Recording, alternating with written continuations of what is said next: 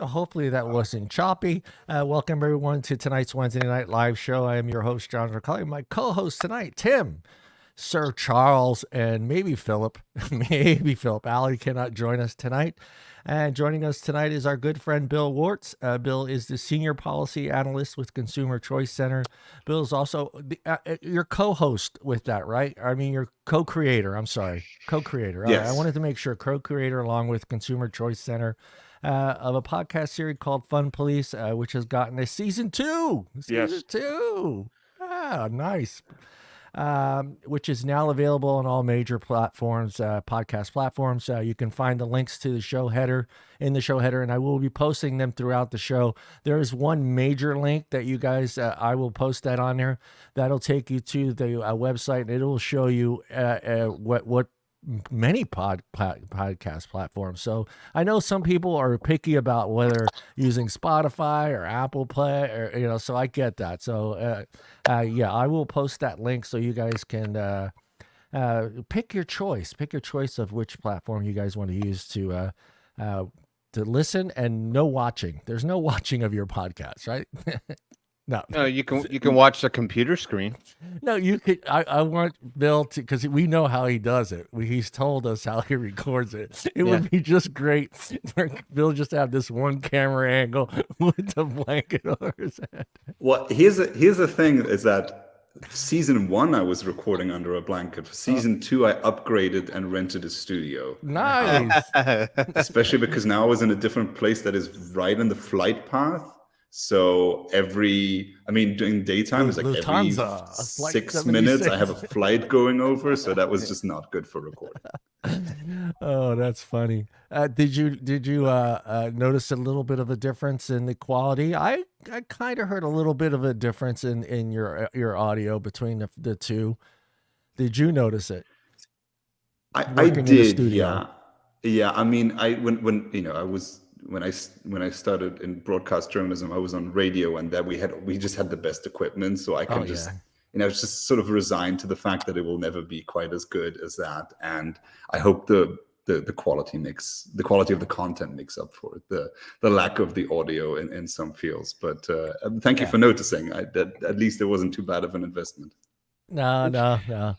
And Mr. Timmy, how is your week going, buddy? Good. Just busy.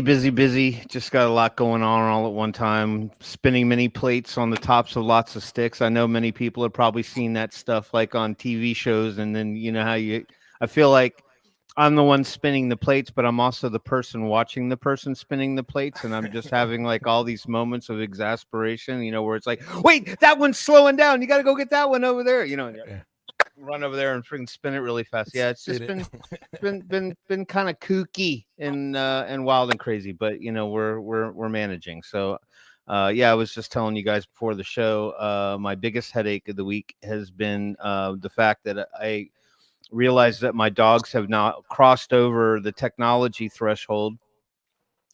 I have 2 nerd dachshunds who in today's day and age of technological advances, my dogs have somehow figured out how to associate a notification sound on my phone to that of the front doorbell Nest camera capturing activity at the front door.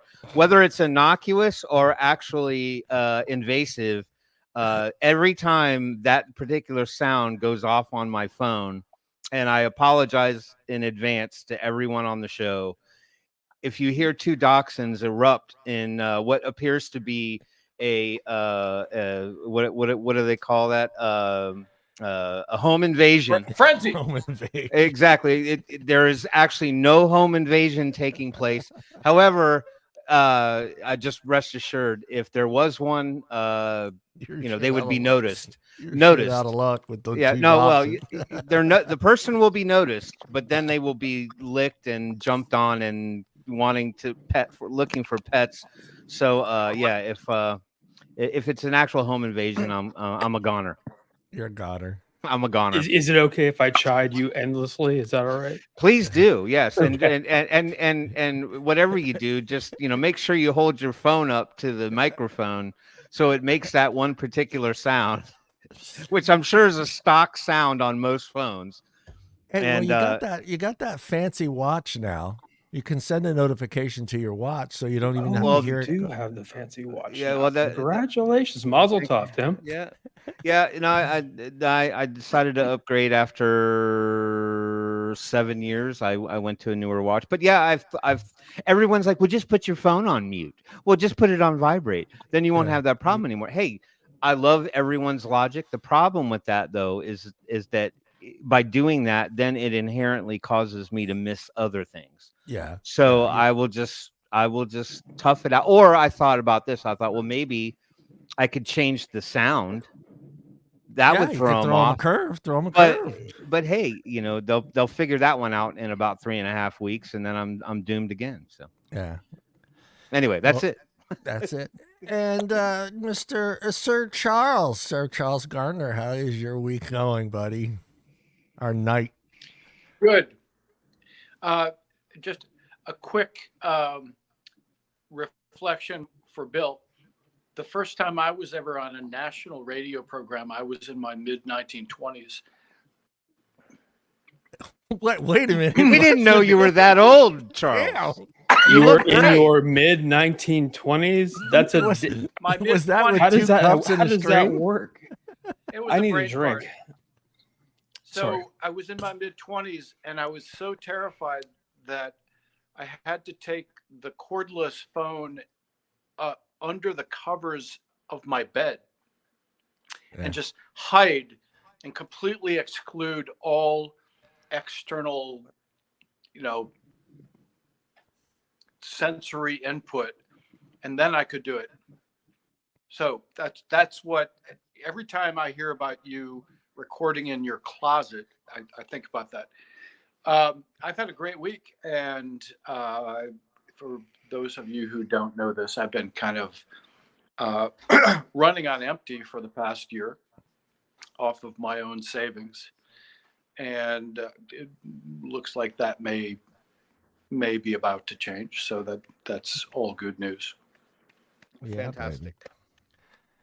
Congratulations. Can I make one comment? Yeah, I'll make one comment before we move on. Since Charles is from the 1920s, Charles, did you invent the Charleston?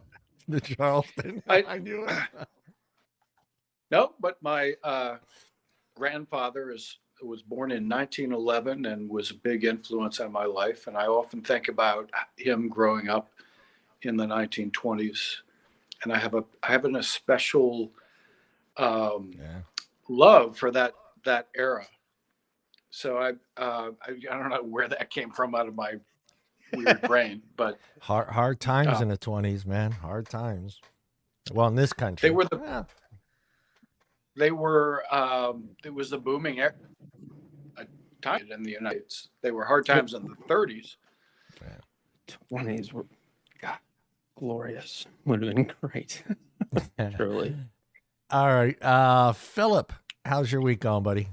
My week is going extremely well. Thank you, John. It's really nice to be here. Bill, it's a pleasure to finally meet you. I'm sorry that I missed your last appearance. Oh, that's right. I'm sure that I had a very, very important reason why I missed that episode. All that being said, things are going well. A few home improvement, contractor issues, things,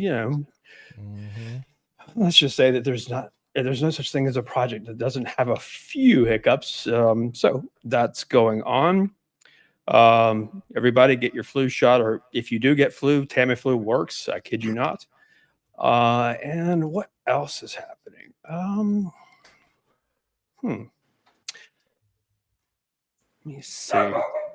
There it is. That's the long-haired dachshund. My mother has 2 of them. I know that sound anywhere. That is all I have to say about that. Love everybody. Good to see you. Yeah, I think Phil missed it because he was attending the 2023 World Series of Poker tournament in Las Vegas. That is the last place Philip would ever be. His name is Philip, number 1. Phil's the guy who goes to that tournament, not Philip. You know Actually, which Phil told I'm talking me about, Phil Levy.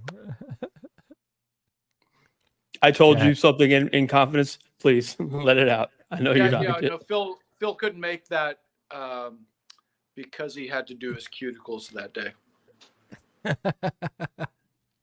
a pedicure, Charles. It was a pedicure. Very expensive. You told me. Pedicure. You told me, man. Well, let's find out how Bill's week's going. Bill, how's your week going? Oh, fantastic. Well, thank you for having me back. I really appreciate that.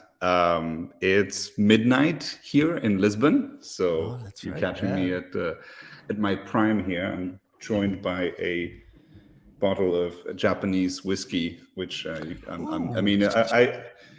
Is it Suntory time?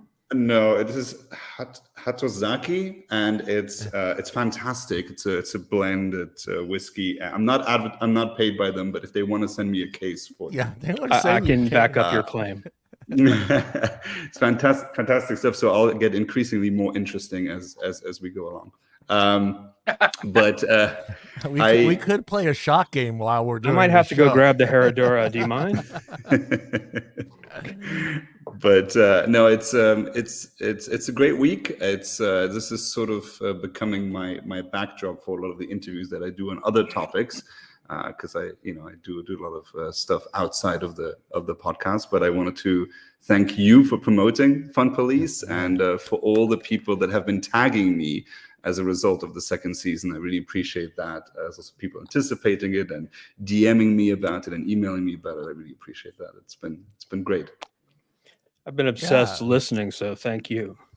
Well, I had to exclaim that I've had my brush with greatness, Mr. Bill Wirtz, because I was sitting there early in the morning and the TV came on and they were highlighting a spot. Well, they didn't play the whole spot, but they were highlighting a spot you did on the national news. And so I took a screenshot. I took a picture with my phone and I shared it to everybody. I said, I know that dude. Hey, I know that guy. I interviewed that guy before major network news. Hey, Timmy, you know what time it is, Timmy?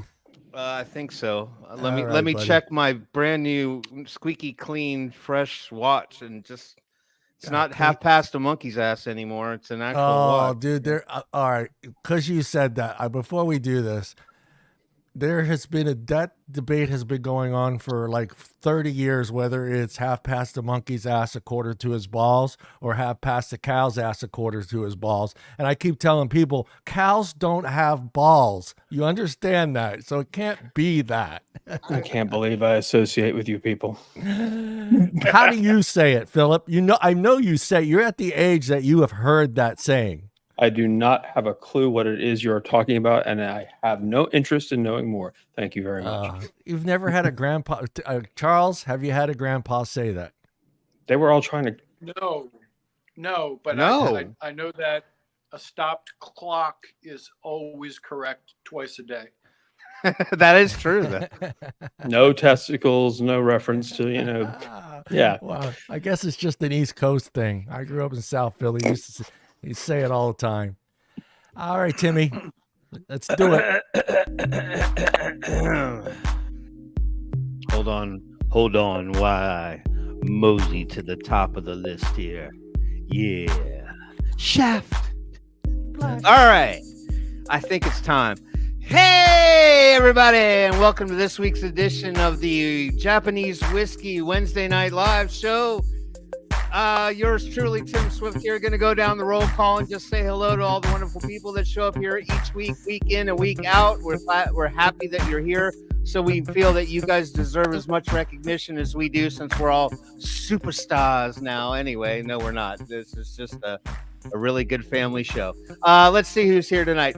Miss Mallory Gates. She's here. Never fear. She's here with all the beautiful, wonderful THR advocates. Great to see you, Mallory. How are you? And then we got the wonderful Jason Vapes in the house. Great to see Mr. Jason Vapes always. How are you, sir? How have you been? We got our resident pirate, Pirate. We got the wonderful James R in the house. Great to see you there, Mr. James R. We got Addy Emoji King Tooney in the house. I know, Addy, I feel just like you too, bro. Keeping up with all these PMTA bills is pretty much pulling. Well, I got a lot of hair to pull out, but you know, yeah, I think I got a little to spare, so we'll work on that one. Who else we got in here? Let's see. I know I saw some other names down here. Going slowly so I don't miss anybody. We got Steve Toddenham in the house. Great to see you, Mr. Steve Toddenham. Steve has got the busy signal. He's just spinning like John's YouTube. Oh man, I'm sorry, that threw me completely off. I was sitting here thinking my internet was slow. I was like, "What the hell? Why isn't Steve's comment going?" No, and the next one that Steve's going to put up for you is the one where it's the hair on the screen, so you think you need to blow the hair off the screen. That drives everybody nuts. Who else we got in here? Let's see. We got Hunky Vape in the house. Great to see Mr. Hunky Vape. How are you, sir? Good to see you, sir, ma'am. Sorry, I'm guilty of that. And we got the Rolling R Rifleman. Great to see you, Mr. Rifleman. How are you, sir? We got Mr. Ron Marshall. He said, "Hey." Plain and simple. Hey, back to you, Ron Marshall. Great to see you, sir. Who else we got? I know more will trickle in here at some point. That's it for right now, but we got 13 watching, so welcome to the show. Let's kick it off. Well, welcome to the show, and welcome back, Bill. It's good to see you. And I was really excited when you came out with season 2. For those that haven't gotten to listen to any of the seasons, season 2, can you talk a little bit about what season 2 is about and how many episodes are going to be put out there? Because you did like an intro one. I saw that one, or I listened to that one. So anyone that's just jumping in and hasn't heard season 2 yet, give a brief description of what season 2 is all about. Sure, yeah. In season 2, we talk about international institutions and their relevance in the whole, regulatory business. And this doesn't only apply to tobacco harm reduction. We go into other issues as well. It was actually interesting because so when we did season 1, I wanted to have an episode come out on FCTC when FCTC was taking place in Panama. Now that whole schedule, for those who know, got a bit thrown off because FCTC got postponed. And initially, when I wanted to do season 1, I scheduled it so that, a second episode on FCTC would come out as the conference was happening. They postponed it, and I had this leftover content. And then we decided, okay, then for season 2, you can, put it on the second episode. And so I was left over with about 4 weeks of doing a second season with 4 episodes, with the whole planning, researching, production was really tight.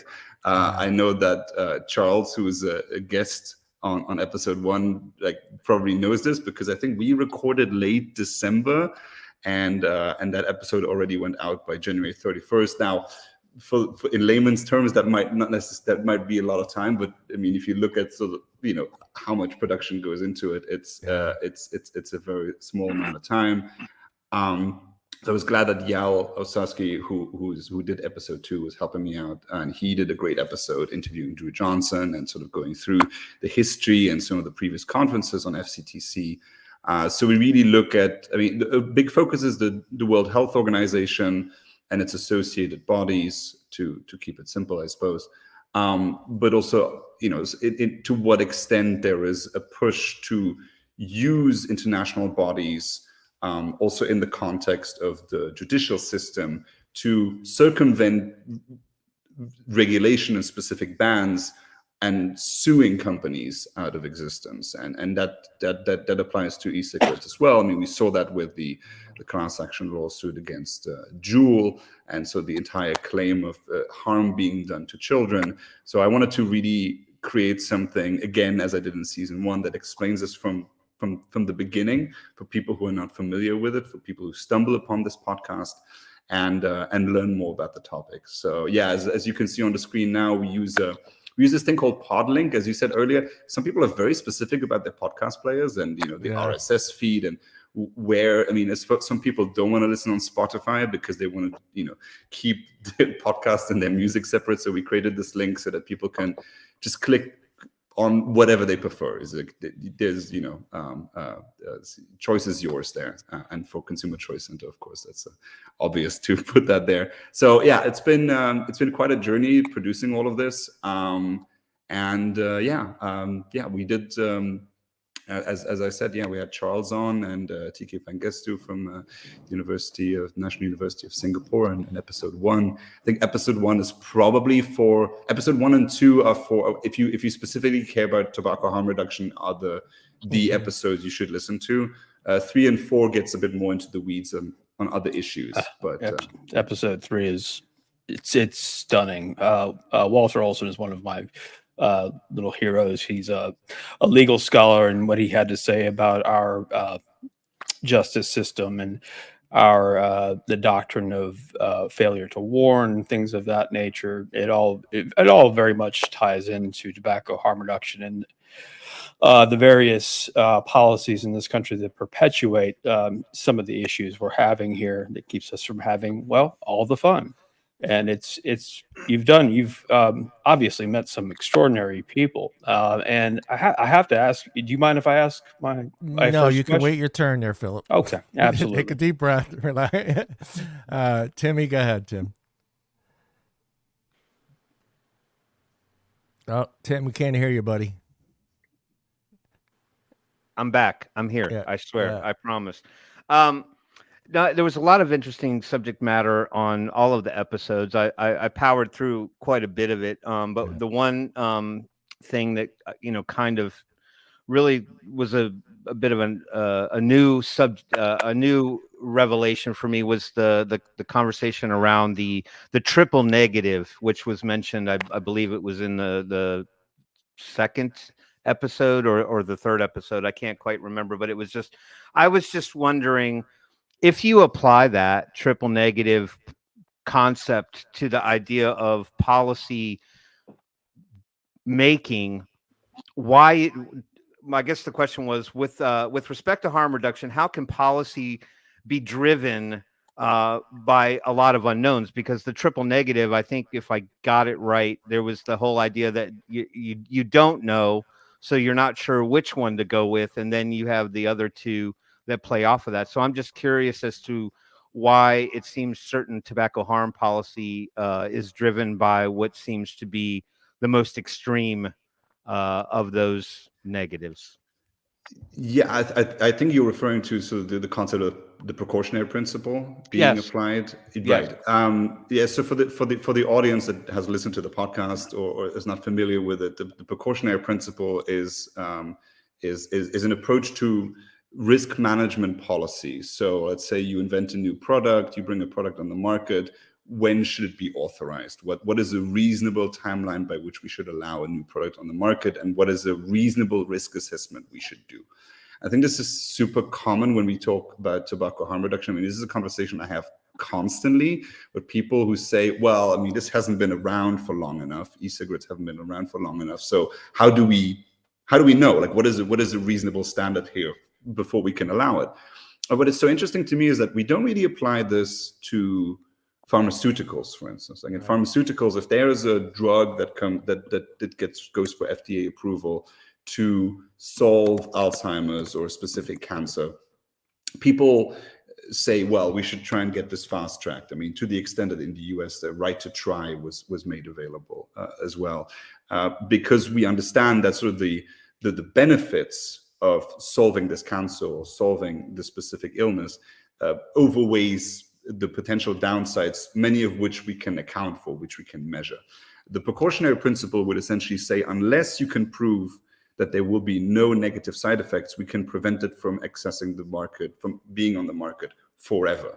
And this is a continuous problem. This interpretation of the precautionary principle is a problem. The precautionary principle on steroids is essentially this whole think of the children. argument. I mean, this is one application of it. What will this do to the children? If the children see it being consumed, if the children are exposed to it, if they breathe in any secondhand vape, all of those things, where a manufacturer is eventually not really able to account for all those risks without taking an awful long time. And then we don't allow ourselves for innovation to be available on the market. It's not good policymaking. It's really not. And I mean, there's in Europe, we had this battle over sort of should it be precaution over innovation. And I think that's sort of a false binary choice, because there is a room for reasonable precaution. I think we all want products to go on the market that have been reasonably tested. But I think the people who make the precautionary argument don't make it in good faith, because their opposition is to nicotine consumption altogether. So it's not like you were going to make a vape that is going to convince them to the contrary. They use this as an excuse. So they are not looking for reasonable precaution at all. So I think we should not have the overreaction of saying that there's no room for precaution whatsoever. But I think there is a timeline that is reasonable to be set. And of course, for manufacturers also, if you make a product, you want to have a reasonable expectation how much time it's going to take you before you can bring it to market.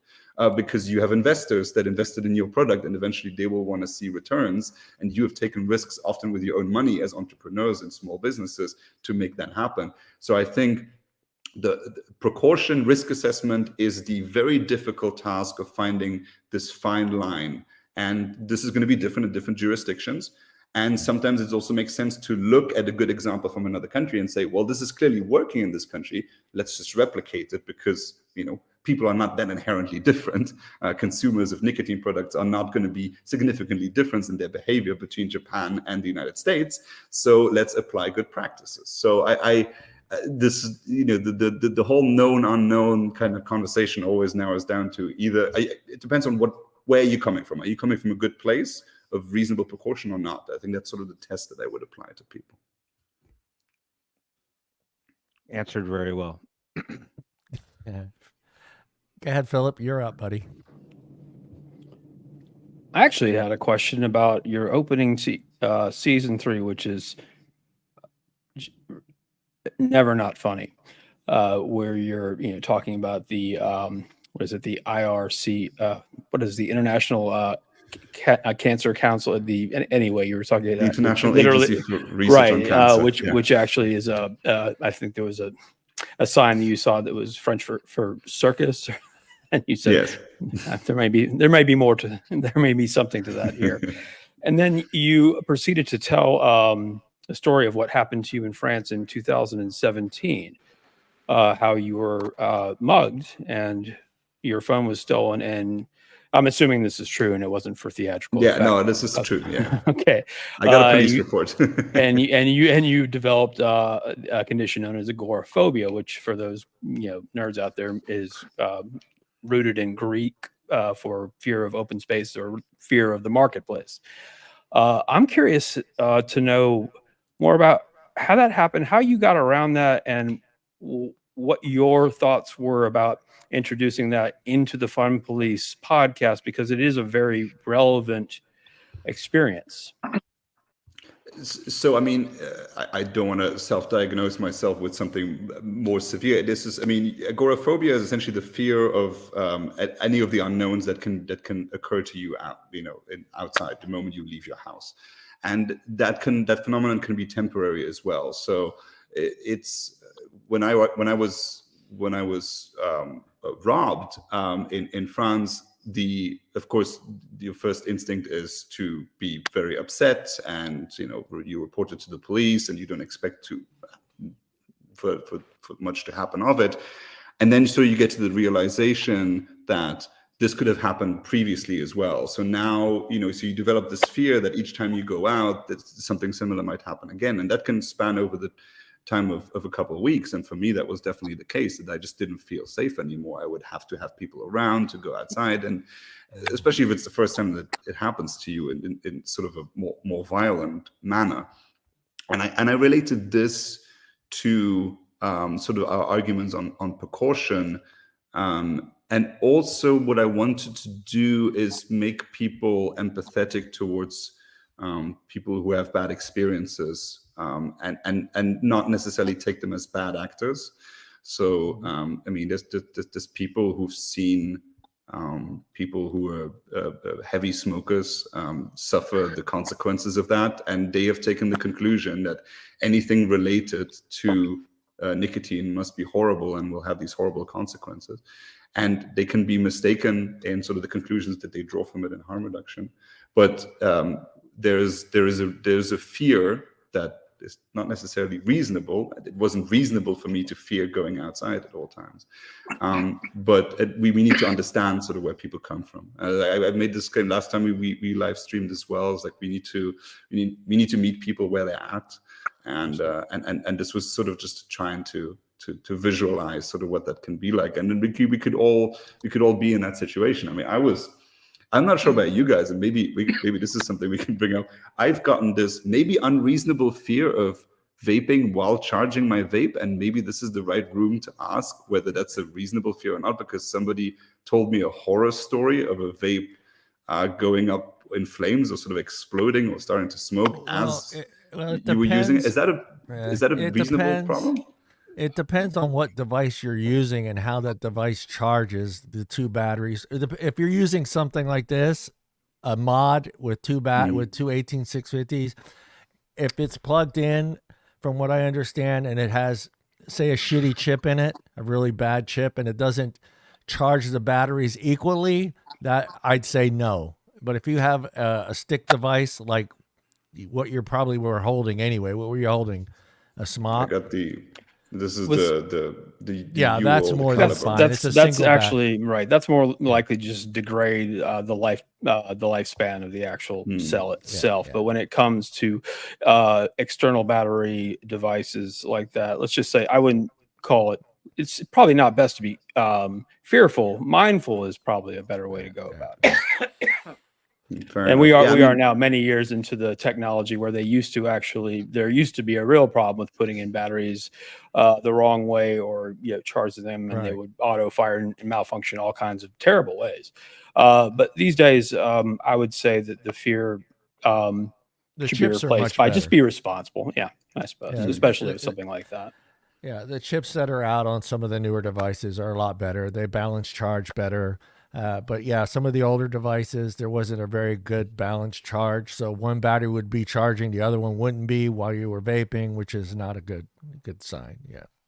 I'll see. That's now I feel reassured. Sometimes having that conversation helps. I just wanted to follow up. It was a really imprinting place to start episode 3, I thought, when you mentioned your experience, and it does in the listener's mind, it does make it very clear that people have different experiences and have irrational, as you said, fears that are nonetheless warranted in their specific case, in their specific experience, life experience. So that being said, I'm glad to see you're feeling better. I am. Thank you. And I think I'll save the other question for later, but thanks, Bill. Go ahead. Sir Charles Gardner. Sorry, I dropped out. Assuming you can hear me. Yeah, I hear you. I received a weather alert from the good people of New York State, and it just totally fried my phone, and so I had to come back in. On the subject, was it from Bloomberg? Was probably set up by him. On the subject of the triple negative, it reminds me of the old 2 wrongs don't make a right, but 3 rights make a left. And which gets us to the precautionary principle. And Bill, you might want to take a look at a wonderful book by a man named Kalestis Juma. It's called Innovation and Its Enemies. And it just spells out in great detail why we fear new things. He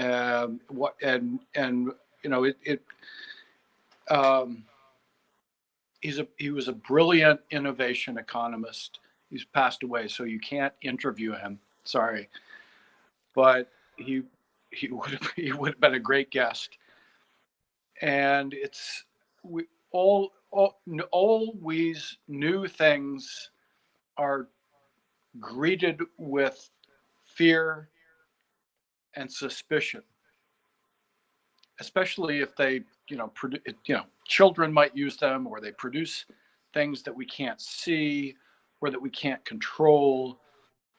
And this is like why we're terrified about video and a lot of other like radiations, why we're really afraid. But it's called Innovation and Its Enemies. It's a brilliant book. It is worth taking a glance at, or at least reading the blurb about it. I want to tell you, your interview with Tiki Pang was wonderful, and compliments to Tiki. This is a man who had worked in the World Health Organization for many, many years, and he really knew it inside and out. And he did a great job of explaining how the World Health Organization and the World Health Assembly and the member states interact. And then finally, I just want to compliment you, because I was fairly scatterbrained when you interviewed me, and you turned it into something that sounded like fairly reasonable and logical. So well done. You did sound very, very knowledgeable. I am just picturing Charles and Bill both under a cover with microphones talking to each other. Is that just me? That's not how it happened. But I know. John. I actually think there are a lot more people that find that method useful and effective than would like to admit. I have nothing more to say. No, have you ever been in a sensory deprivation chamber? No. No, but I love that movie, Altered States. Man, that's good stuff. I appreciate that, Charles, and sort of just to start from the top on the precautionary principle. One of the examples that we talk about in, I think it's episode 3, is during the bubonic plague in London. The precautionary approach was to kill all the cats, because somebody had come up with this idea that the cats were spreading the plague across the city. And the precautionary measure of killing all the cats, I'm not sure how many thousand cats they ultimately killed in the city of London, thousands of cats. I'm a cat lover, by the way, so just like this is just very horrid to me. But on top of that, what it did is that the cats were previously killing all the rats, which were actually spreading the plague. So they really shot themselves in the foot right there. So the idea, I think this is super important to take away, is that the idea that with precaution you can't go wrong, that if you take the precautionary approach you will do no damage, that is wrong. Inaction also causes a lot of consequences, some of which you see, some of which you don't see. And I think this is super important to realize, that the idea that innovation, introducing something new, is necessarily going to bring out all these problems. Every innovation will bring about problems. I mean, there are certainly problems also in the introduction of vapes, or heat-not-burn devices, and e-cigarettes. There are problems that need to be addressed. But the idea that inaction would have brought about all the good things, and we would have had no problems whatsoever. I think that's a very, very idealistic view, and technophobic, neophobic, whatever you want to call it. It's a very interesting book. Then I will take a look at that. And it's very emblematic of how we view a lot of things. AI is a good example of that too. Is like a lot of people are very afraid of that. It's like all the students are cheating, and it will have all these downsides. While at the same time, in the medical sphere, or just data analytics of making companies more efficient, these things are already happening, and they improve our lives. Our phones already use AI and make all of our lives better. So I'm one of those people that doesn't fear these things. I'm not sure if we had that conversation last time, and I don't know who it was. I'd love to give them credit, and I should have looked this up before. There was an organization in Australia that set up a mock NGO called. It was the Association of obsolete industries, or the association, the Advocacy Association for Obsolete Industries, and it was people that said, "Oh yes, we should ban computers because they've taken away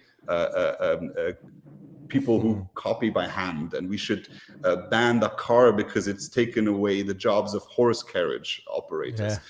Right? The obsolete industries banding together and defending their right to continue to exist. So grounded people, right? Indeed, very much so.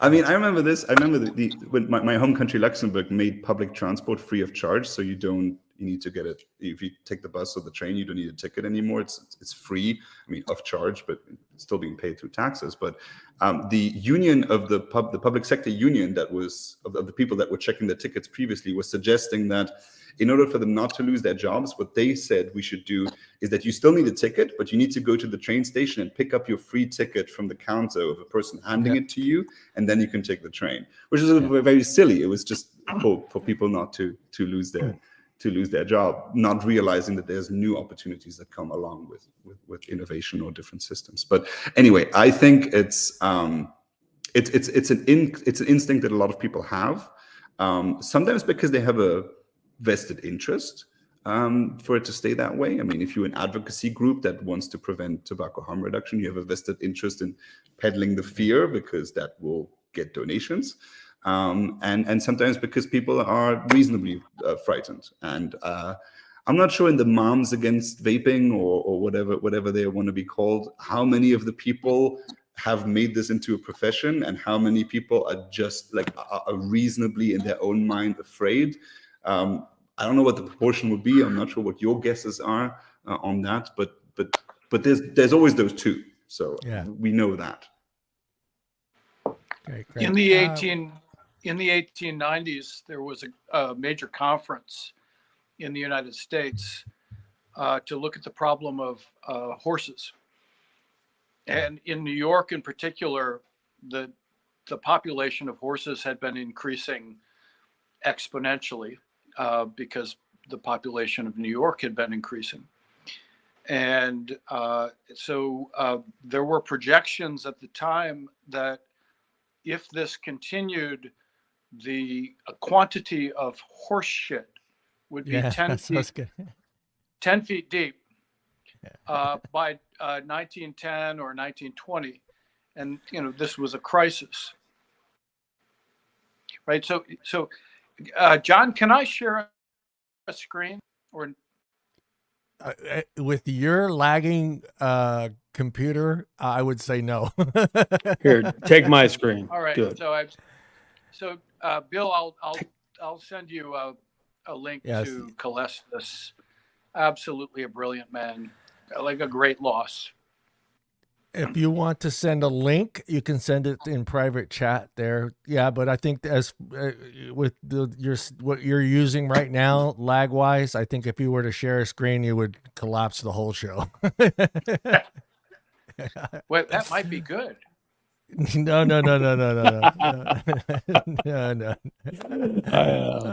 Point. With the WHO, with the HWO introducing the FCTC. For those that don't know what that is all about, can you briefly explain to anyone listening or future listeners exactly what the FCTC is and what their role is as far as tobacco harm reduction? So the framework, I should say tobacco control, I should say. Yeah, so it's called the Framework Convention on Tobacco Control, and they meet regularly to outline the priorities of the member countries to that framework convention, in sort of what they're going to be working on in the next in the next year. They met recently in Panama. They choose different locations. Often they seem to be choosing locations that make it easier to control the influx of people that try and visit it. So if you're a journalist trying to cover it, as Drew Johnson found out, and as my colleague Yal found out when he was in India at FCTC, it's very covert. It's not open doors policy. There's no live stream debate that you can follow. I'd love to tell you what is being said, but it's all behind closed doors. Because So the reason for that is that the FCTC outlines that it doesn't want to have biased participants in its conference, and it says that bias means that if you have, for instance, a connection to the tobacco industry.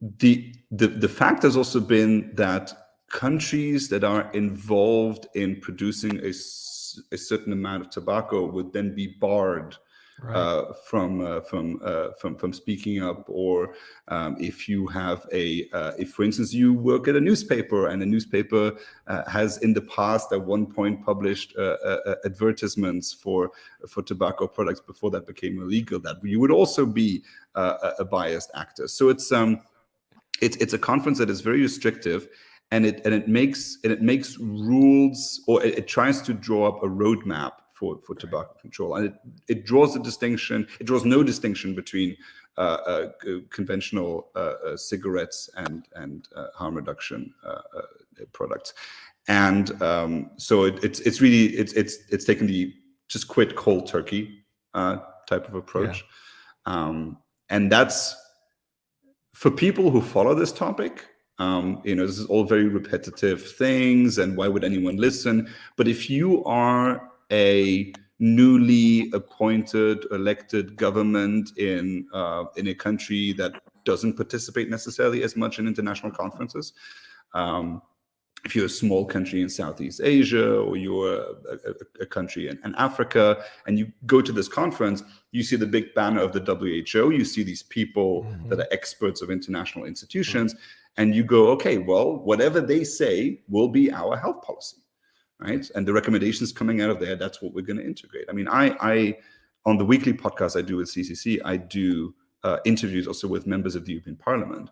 The amount of times that I hear also members of the European Parliament say, well, the nutritional labeling of food products, I don't really know what the reasonable approach is, so we're just going to look to the WHO, and whatever the WHO says is what we're going to implement. So this is a shortcut for policymakers to implement policies. And if you're a new health minister and you're trying to figure out what to do about this whole tobacco issue, you're going to look to international institutions such as the WHO, and the WHO points then to, well, why don't you attend FCTC? And then they'll tell you what to do.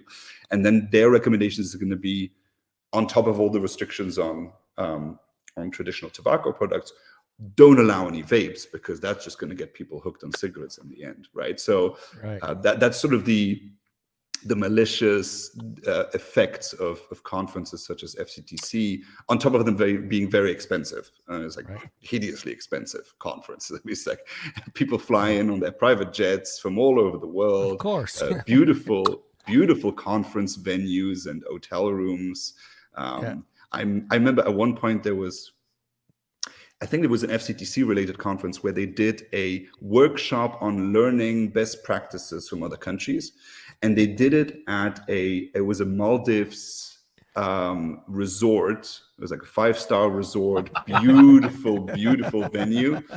And I think it turned out, like, I think the Maldives didn't really have any tobacco control policy. There was no best practice to learn from them, but they did have a good, nice 2-week conference, all inclusive. Of course. So I understand traveled. I understand they still have an unresolved check or bill with the government of Panama. So I can imagine that, but. Wow, it's a lot of what the WHO, a lot of what they put out there on social media. It is a little hard to explain to people, even in America, where they've become somewhat critical of the World Health Organization. It is so extreme in their views. It's without, like you say, nuance is everything, and it's without any of it, and it's entirely fear-based. We're not talking people, we're talking young people, children, kids, always. And it couldn't be farther. It's not even, let's just say, inflexible. If ever there was a very, very, yes, it is inflexible, made flesh. It's incredible. And so I can only imagine the toll it has taken on countries where, like you said, they have no tobacco policy, and they are taking, these claims these statements at face value, and why wouldn't they? It's their trusted source for such information. But it is a bit terrifying. Yeah. For anyone in chat, if you have a question for Bill, please just put a Q there and then your question, and Tim and I will star it and make sure it's seen. Timmy. Mike, unmute. I'm gonna get Tim a blanket. Sorry, I'm trying to spare everyone the incessant barking. It's happened many times since the show started. Anyway, moving on to the point. Bill, can you highlight for because this was a particular group that I was kind of naively unaware of was IARC. Doing a little light-ended research because, as you pointed out on the show, that they kind of share the same view as the WHO in that they see vaping as dangerous or harmful. Can you provide for us the connection between IARC and the WHO? Because it seemed as though they might be like an arm or a confidant with the WHO. Their page had the WHO emblem all over it. So, and that's really the fascinating thing about IARC is that they put the WHO logo everywhere, but they're not really associated with the World Health Organization. And I think this comes to show like the way we look at the World Health Organization. What I found so fascinating when I worked on this is that I also always imagined this as a governmental institution. So if there's an international treaty, it's a governmental institution, and it works very much like we would, appoint to higher bodies within a country. Right. I mean, you appoint judges, you have a hearing, you have these internal systems where every country sends their own representatives. And the WHO functions a lot more as a non-profit advocacy organization than in some fields than people think. And so the International Agency for Research on Cancer was actually a pet project of Charles de Gaulle, the former president of France. And he wanted to do something about cancer because he read a newspaper article where they called on him to do something about cancer. And so he said, okay, I want to have a separate agency, and it will sort of be like the WHO, but not really. And it has to be based in France, and it's going to look at cancer. And now IARC doesn't really do research on tobacco products whatsoever and tobacco harm reduction, but it does say if you for instance, if you're French, you have an association that's much stronger to the International Agency of Research on Cancer because it's a French project. And if you just Google it and you look, okay, what does IARC say? And then IARC says, well, according to the WHO, it's bad for you to vape, so please don't vape. Even though that IARC has never really looked at this whatsoever. The reason I looked at IARC was because of its classification of carcinogenicity. So this is where they classify what causes cancer and what doesn't. And there's a lot of problems with the way they operate because they confuse the notion of hazard and risk.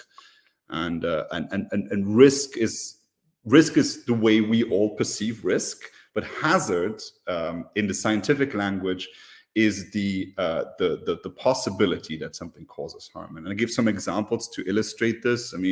One example to illustrate it is that the street in front of your house is a hazard to you because when you technically you could be hit by a car, but if you never cross that street, it remains just a hazard. It becomes a risk the moment you start crossing it. So when you expose yourself to risk, that's when it becomes a real risk. But if you confuse the two, then everything becomes dangerous, right? Everything can be a hazard to you.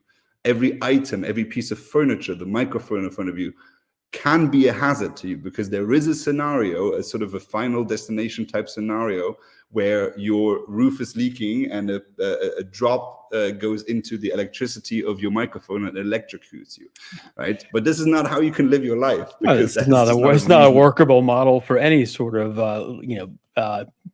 messaging or existence. And like you said before, this is the sort of messaging that stifles innovation, which is, I think it was David Zaruk that went into a lot about the, it's like you said, it's really a great thing for politicians when they can never be wrong, which is not the same thing as necessarily being not right. They can never be wrong, just really, really not right. And the consequences are stifling innovation and people suffer. And when you mentioned this about, I think this was I think it was a pesticide that you were researching specifically. What was the name of that? I'm sorry. It's glyphosate. Glyphosate. And that went into the aspartame argument, which is wholly unrealistic, in my humble opinion. I think 16 bottles of Coke a day for the rest of your days might get you within shot of cancer, that sort of thing. But it was extremely interesting. There was a similar example in the European Union where it was about the phosphate contained in kebab meat.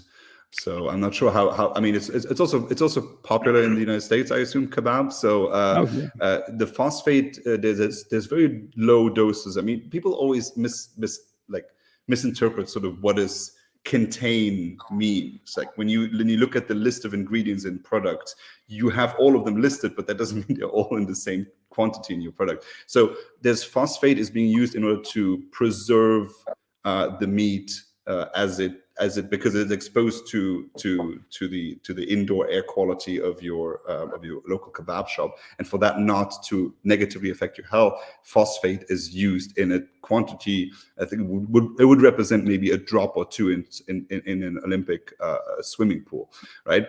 But there were lawmakers who were very concerned about phosphate because, of course, if you ingest phosphate, if you just take a bottle and you ingest it like this, it will kill you.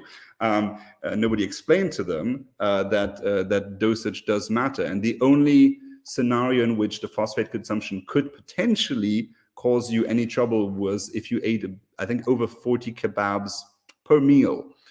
So that means 40 kebabs for breakfast, 40 kebabs for lunch, and 40 kebabs for dinner. And I think, like, my reasonable opinion is that if you eat 120 kebabs in a day, I think the phosphate concentration is not going to be your number one problem. But I was about to say, I think I need to cut back on my kebab intake. Oh my Lord.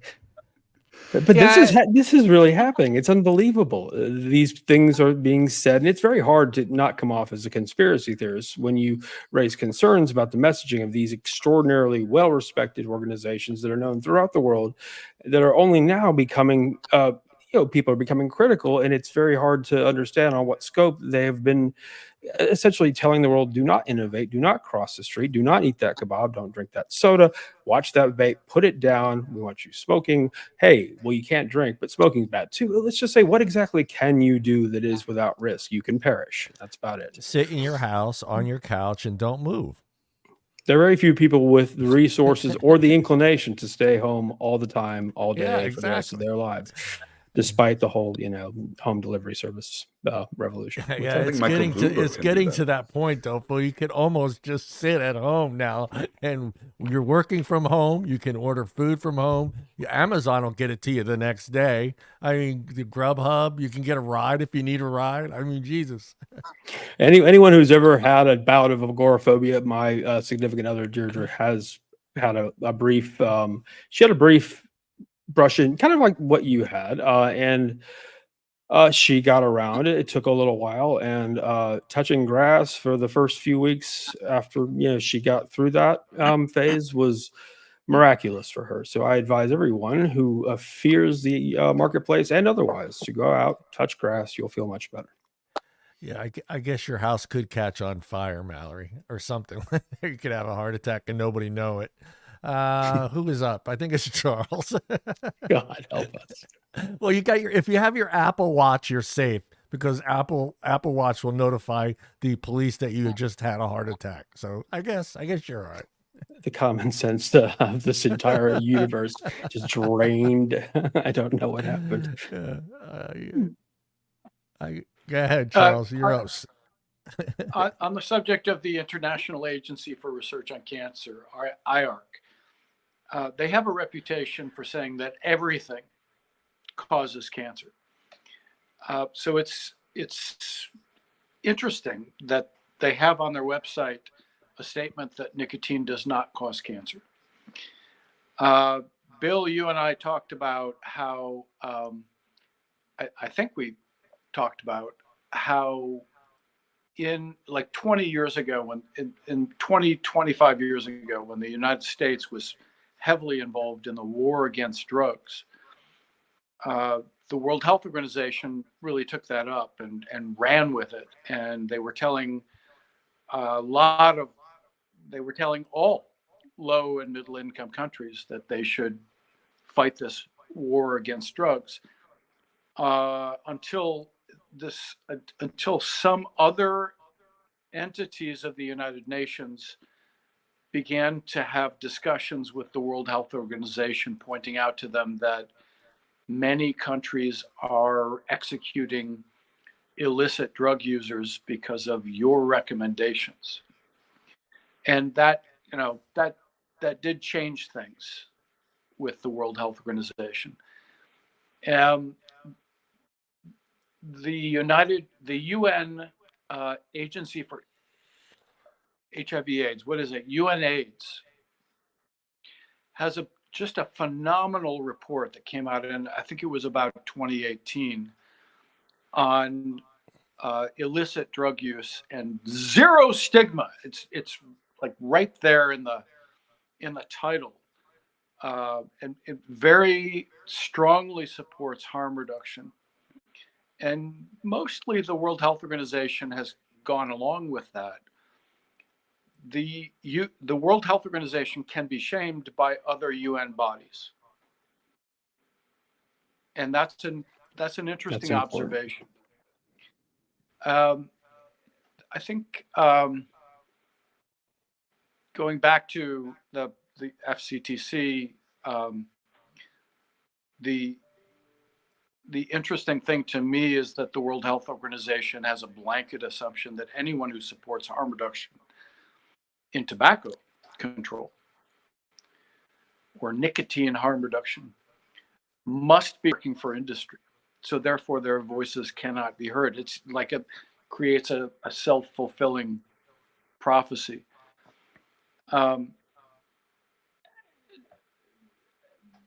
Bill, have you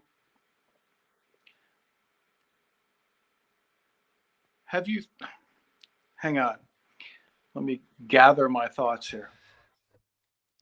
Have One you Mississippi, two Mississippi? Like you must have, sorry for the delay, but like you must have given a lot of thought, and we even discussed this, to the real harm that's going on here, which is the erosion of public trust in trusted health authorities. Does that deserve like a whole episode of its own? Like, because I could go on and on about how that's happened. So, for example, with the Black community in America, because of the Tuskegee experiment, Black Americans are completely reluctant to participate in any clinical trial because they were fucked over. Because 400 Black men were fucked over 50 years ago, more than 50 years ago, in that one single trial. And so now even clinical trials that are focused on addressing health problems that are actually quite specific to the Black community, they don't want to participate in those trials because they don't trust the researchers. The erosion of public trust, ultimately, however many adults we kill because we hate harm reduction in tobacco control, the big killer is going to be, in the long run, the erosion of public trust. I think that really deserves some great attention.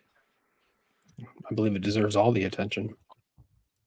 It's I think another example that comes to my mind, and you know, it also applies to pharmaceuticals, is my mother to this day is very reluctant to pick up any of the prescriptions that her doctor will write for her, because at one point during her pregnancy, she was prescribed, the medicine was known as Contagan, but it's thalidomide. Yes, thalidomide, which is now banned. Right, and that Oh my I God. mean, people can look up that scandal. She never ended up taking it, but it caused a massive scandal, I think, in the 1980s. And there's people to this day that have, you know, severe deformities because their mothers were using this medicine, and was an egregious failure of medicine approval, and of course the company making it. So this has such a severe effect on people that it can really erode trust in anything from the companies making pharmaceuticals to the institutions supposed to supervise those things. So you can really lose trust easily, and it's really hard to gain.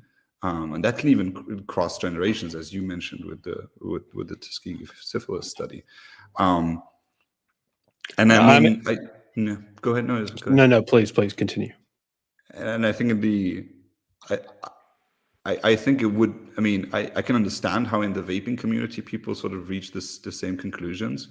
And I you know, this is probably too niche of a study to conduct, but I would sort of, if you surveyed people in the vaping community about the guidelines the WHO was publishing on COVID, to what extent would you have compliance and ease of having people listen to you during COVID if you were so spectacularly wrong on tobacco harm reduction, even though those two topics are covered by two completely different sets of people with different sets of expertise or lack thereof in the tobacco harm reduction field. But that one infects the other because it comes with the same label of the World Health Organization. And I think that's the pervasive problem when you get one topic wrong.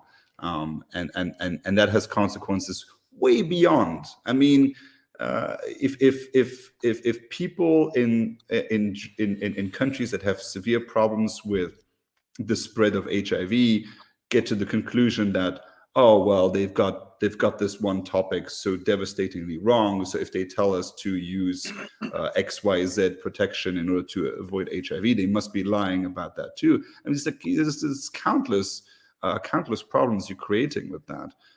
So there's a responsibility way beyond nicotine users to get this right, because you're putting your reputation at stake. You're not the World Tobacco Control Organization. You are the World Health Organization. So everything goes under that umbrella, and you have a much bigger responsibility to get everything right.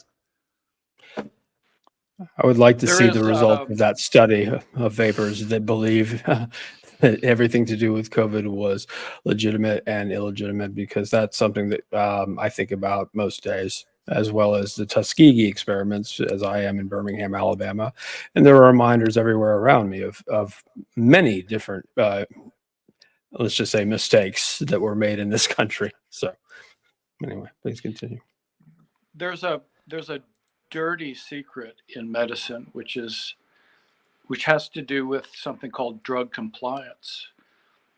So if you have a medicine, for example, for diabetes, which we have many of them, this gets prescribed to a patient with diabetes. 50% of the patients will not take that medicine every day, even though they're supposed to. So it's guaranteed that medicine will not be as effective as it could be.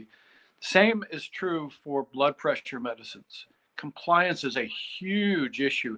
It also means that with clinical trials to test these drugs, your trial has to have 10,000 people in the trial instead of 1,000. It makes those trials vastly more expensive, because even during the trial, people will not take the medicine as prescribed. And a lot of that has to do with trust, and some of it has to do, maybe a lot of it has to do with laziness and, people not having those little plastic cups that you take the pill each day. The same always strikes me with nicotine vaping, with the studies on nicotine vaping. It's like, we discovered that people who are smokers who vape daily are more likely to quit than those who vape once a week. Like, right? It's like, what a shocking discovery. And then we have the fact that 50 to 60% of smokers think that e-cigarettes are just as harmful, if not more harmful, than smoking cigarettes. And I think the latest numbers out of the UK or England, at least, were something along the lines of only 27% of the public knows that vaping is safer than smoking. Something that I believe our good friend Stanton Glantz tweeted about earlier, and I still can't really come up. The point of that message remains unclear to me, but it could very well be interpreted as people who smoke, please keep smoking, and that's problematic on many levels. These misperceptions are lethal. Well, it's the illusion. If we distrust health authorities, and the health authorities themselves disagree with each other, we're completely fucked. Well, I'm glad that nobody really pays much attention to Stanton anymore. But for those who do, he said something along the lines of British smokers are, get this more than, public health or scientists in Great Britain. Aside from the slight to, the scientific community in Great Britain, let's just say that was a very strong suggestion that please keep smoking. And I think it's unforgivably irresponsible. And Philip, you have a question? You have a question, Phil? I will. When you started out on Fun Police, the production, season 1, when you were still in the conceptual phases, what were you hoping? I know there are a lot. This is a pretty broad question, but what were you hoping to accomplish? There are a lot of things about there's something in every episode of Fun Police that I didn't know the first thing about. And I can't say that about many podcasts out there. For example, what Charles, your comments in filling us in on the World Health Assembly, a few things to do with everything. What were your end goals? What did you want to do? Obviously, inform people. You have to be entertaining. You have to keep people's attention. What do you hope?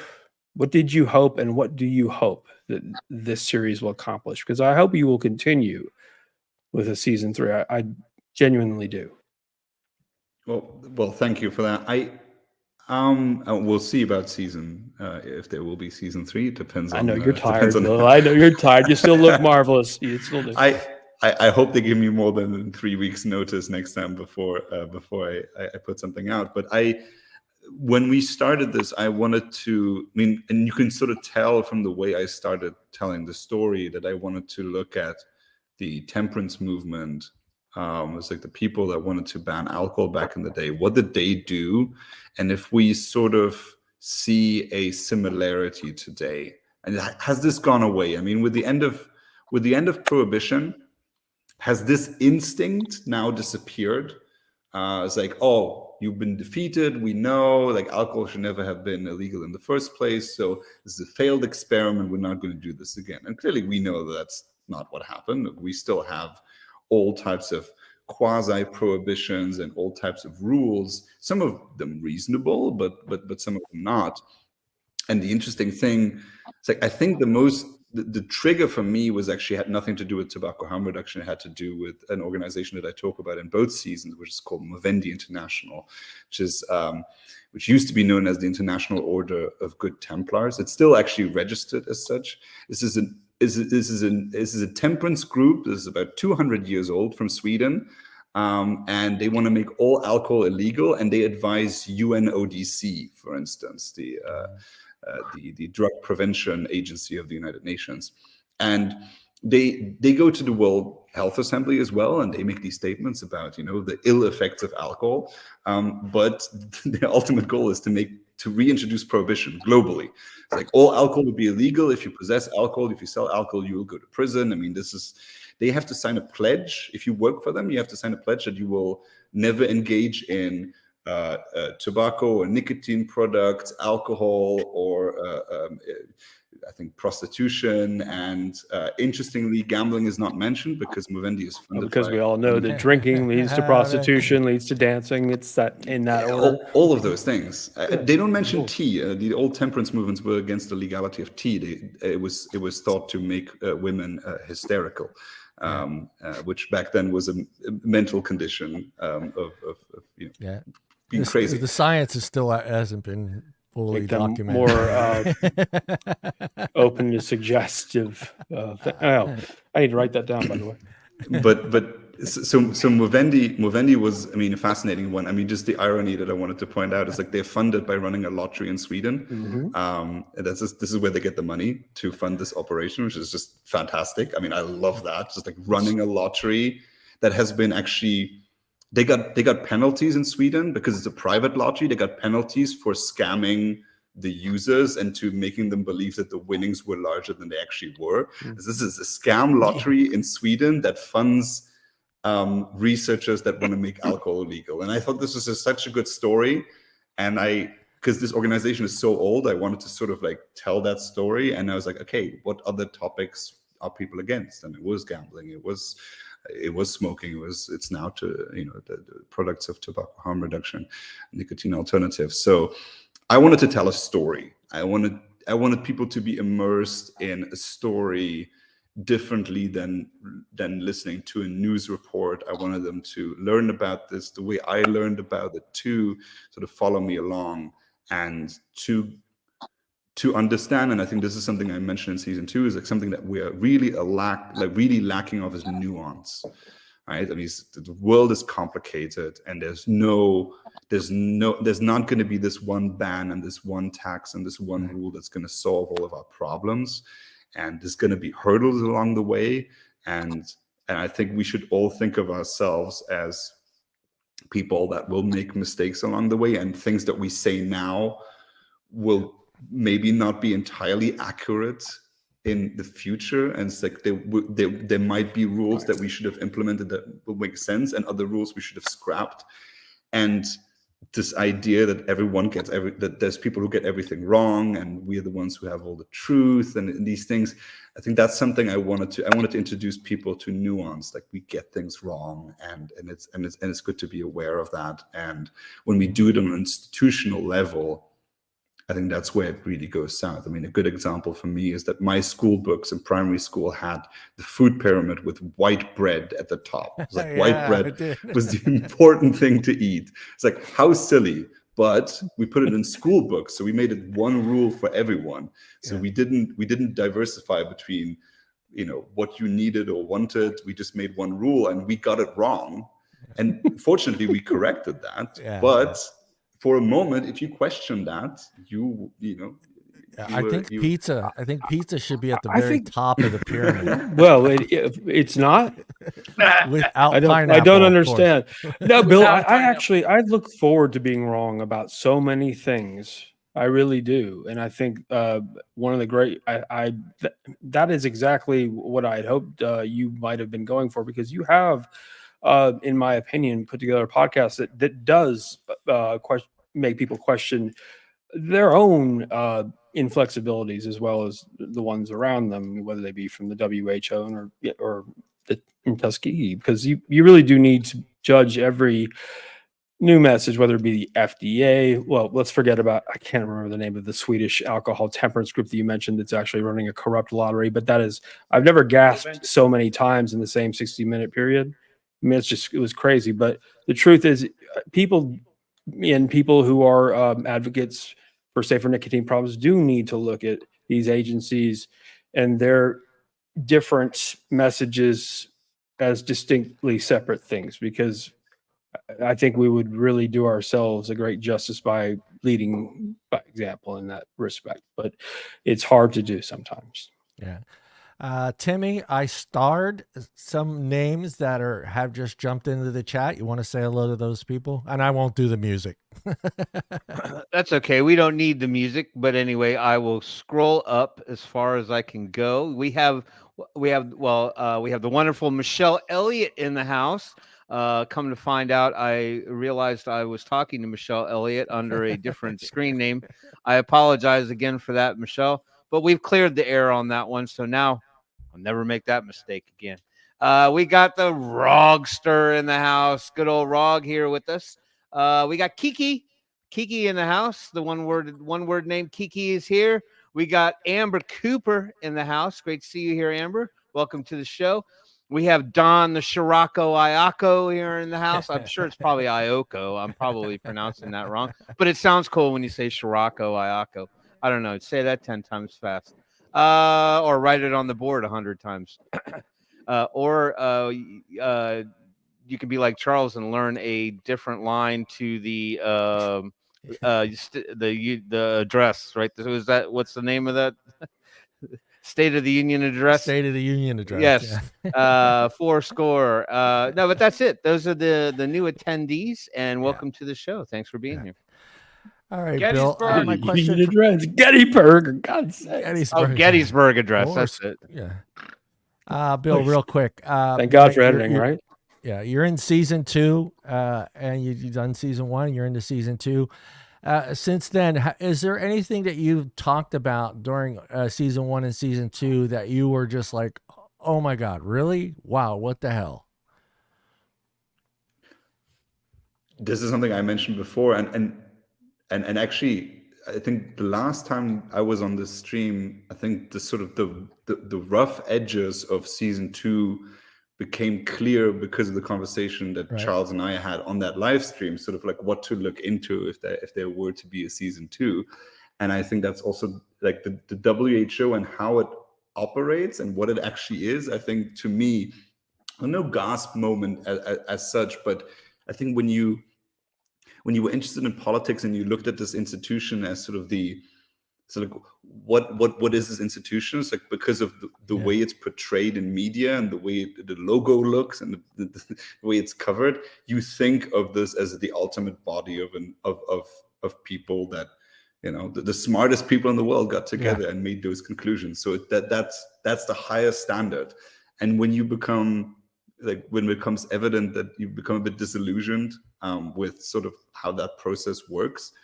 And the striking thing being that, I think this is something that Tiki Pangestu said. It's like, if there's a health minister of a country that is a member of the WHO, the more important the country, the better, that picks up the phone and says, hey, we want this policy to change, then the WHO will be inclined to change the policy.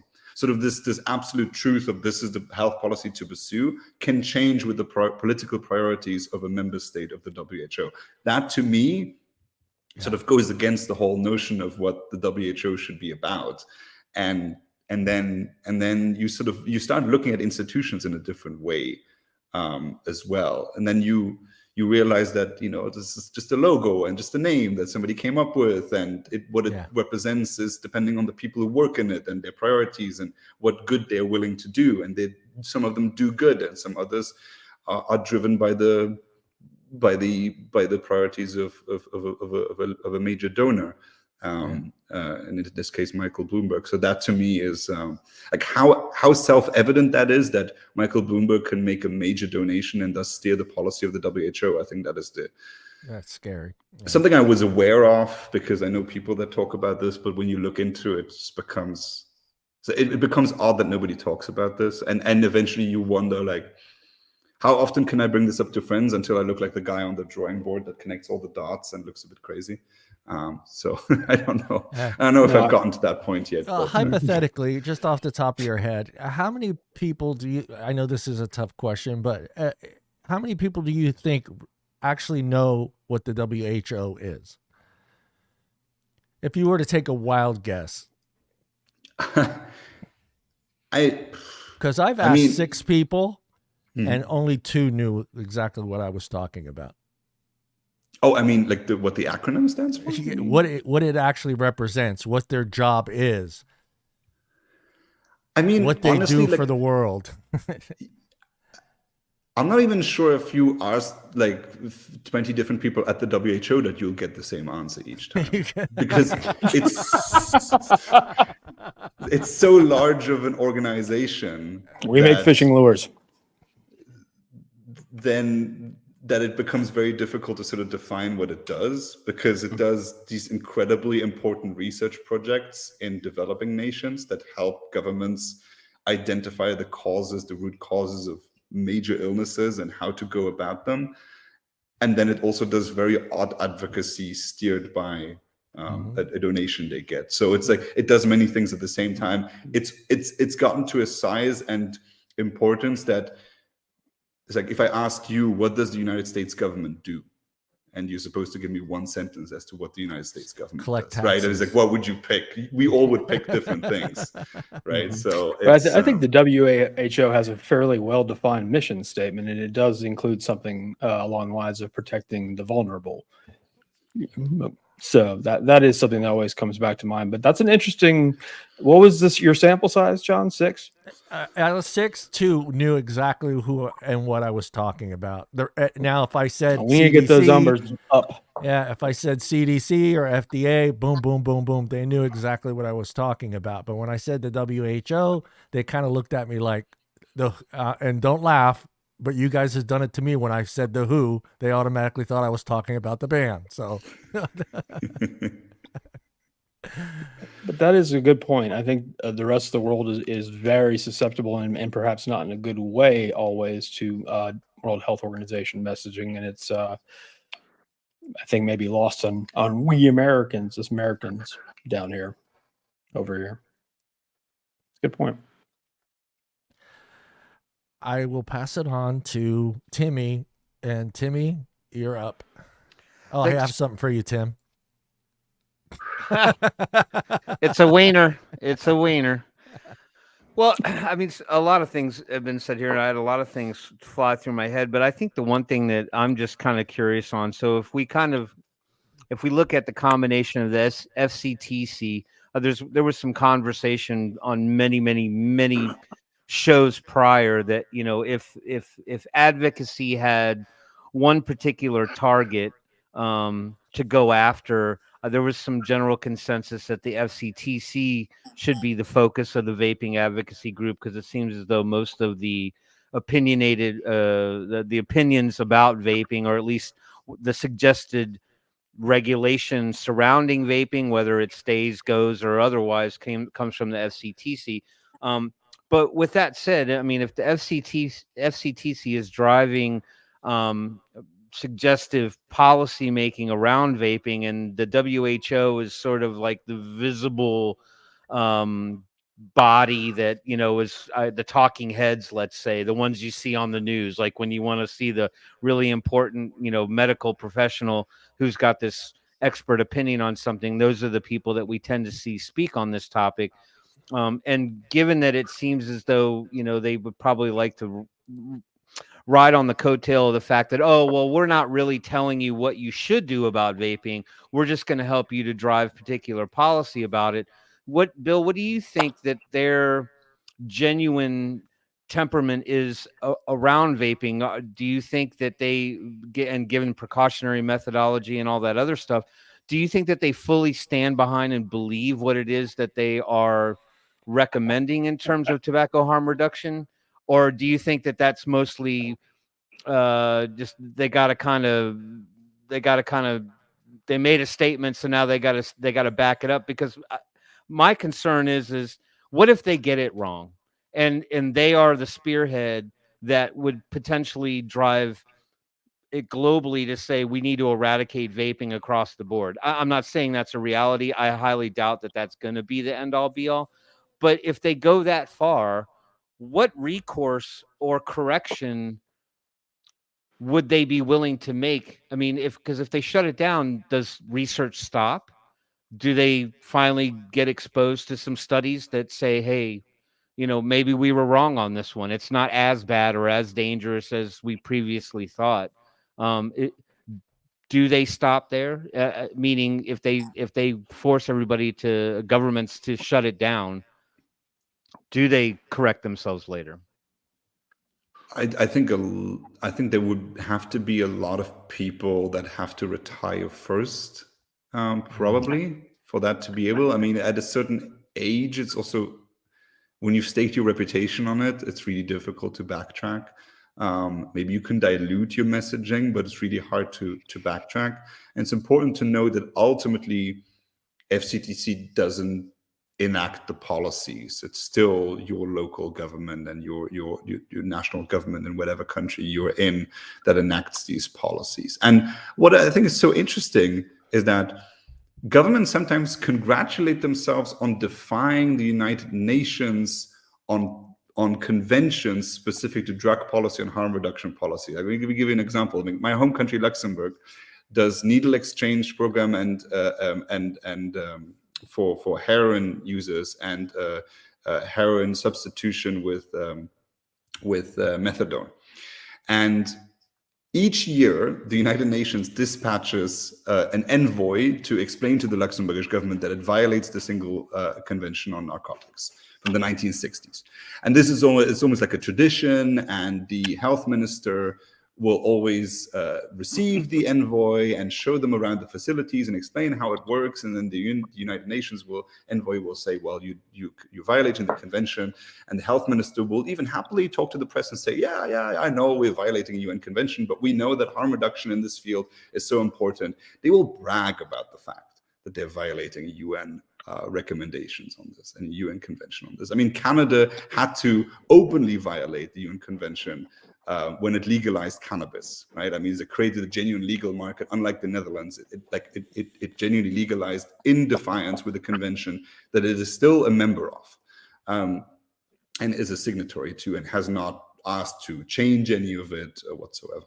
So we have precedents of governments saying, oh, thank you for your recommendation, we will do the exact opposite. So it is, while it is important to look at sort of what FCTC does and what recommendation it gives, it's still incumbent on your government to actually enact those policies. And I think this is where the sticking point is, like, to what extent is it being listened to? And clearly in the UK, it hasn't so far found too many people to listen to it. But of course, there's, governments change, and, in the UK, there will eventually be an election, and there will be a new government. And what will that do? We don't know. So it's important to hold the people to account that at least you have some recourse to, because at FCTC, even the people that really try, you can't even walk through the door. But your local elected member of parliament or congressman or whatever, you can at least write to and meet, and especially on the campaign trail, make your voice heard. So I think that's the important part to notice, that one is a recommendation and the other one is actually policy that is enacted. We have a question from Jason there, if you want to answer it. So it says, through investigative journalism, is vaping doomed in your opinion? No, I don't think it's doomed, because for it to be, I mean, I don't even think it's doomed in Thailand, where it's completely illegal. Because, I mean, having been to Thailand, it's like single-use vapes are sold everywhere. I mean, one is the enforcement mechanism, and one is the actual law. So I think that ultimately there will continue, and that's what I said last time as well, there will be jurisdictions where it's treated very harshly, and there's jurisdictions where it will be treated very liberally, and maybe those will switch places. But from what I see, I don't think it's doomed as such. It will actually evolve, and we will have even more sophisticated devices. And interestingly now, and this is maybe something we can talk about at one point, because something we've started working on a little bit as well at Consumer Choice Center, is we're having the same debate on nicotine pouches now. And that's the big topic now, where people are trying to crack down on nicotine pouches and your ZYNs and the like, where the debate is just as asinine as it is on e-cigarettes, with the same arguments, even though it's a completely different product once again. And we just had a testimonial from somebody who sent us a video, and he said that he quit smoking by using a jewel. And that became then heavily regulated in his province in Canada. So then he went back to smoking, and then he discovered nicotine pouches. So he's using that. And now Canada is talking about whether to make those illegal as well. So it's an interesting loop.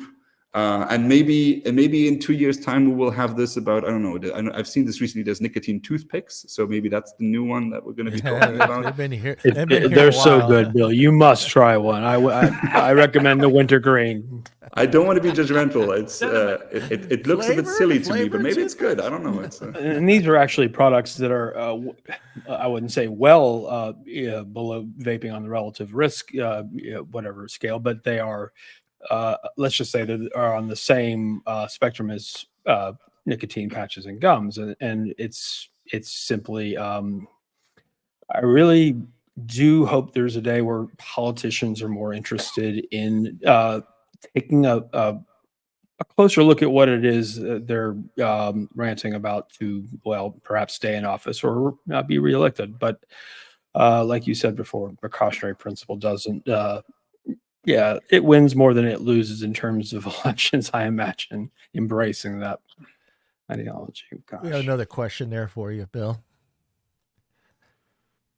Don't ask me to read it because I can barely see it.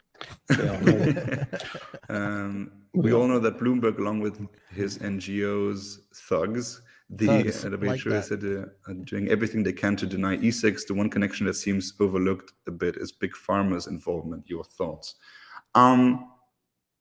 I wouldn't know. I mean, to what extent? I mean, this is a topic that comes up a lot because you interestingly have nicotine alternatives already available on the market, and interestingly, some of those are starting to be, in the words of some lawmakers, abused as well, because there are some nicotine inhalers that now have started to become popular with youth.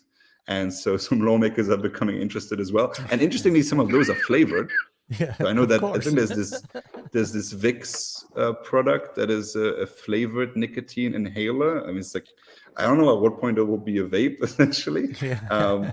But yeah, so those have been on the market for a while with limited effects. So in a way, it's a competing product, but I just don't see.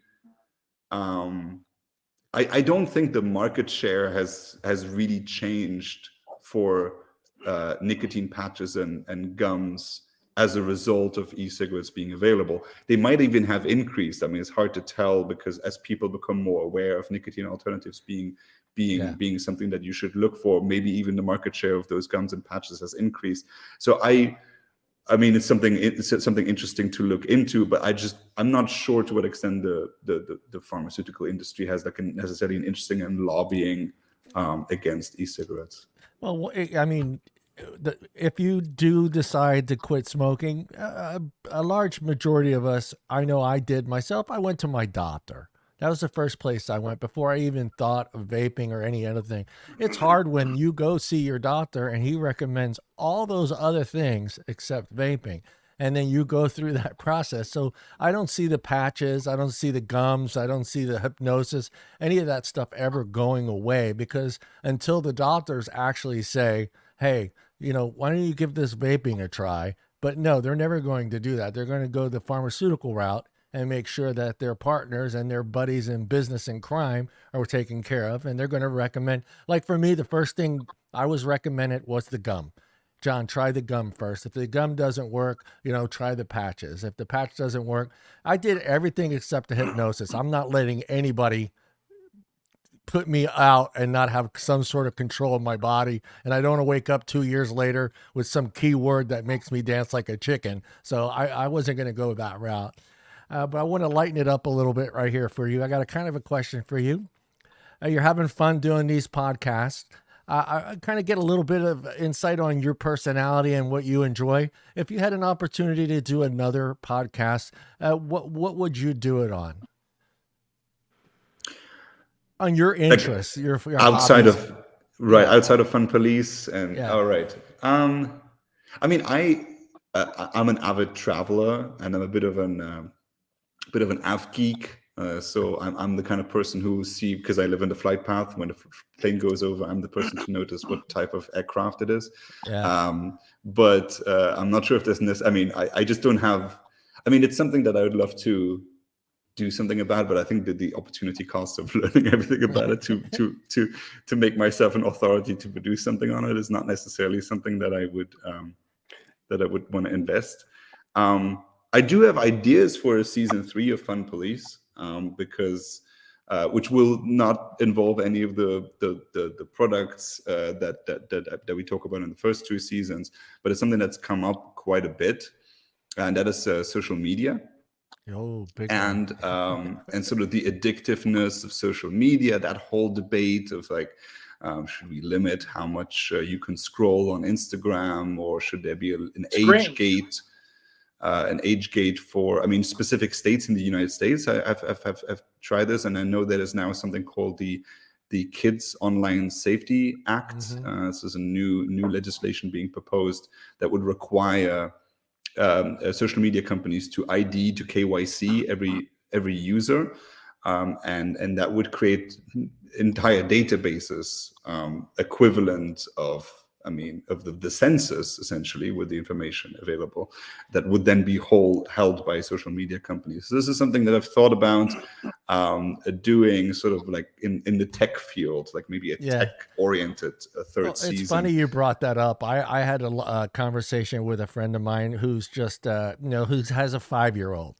And he was talking about, screen time. And I just started laughing because, I said to myself, every company out there has some sort of app or device that limits. You can choose the limit on those devices for your kids. But what I've noticed is no parents are actually activating these apps and these programs to limit them.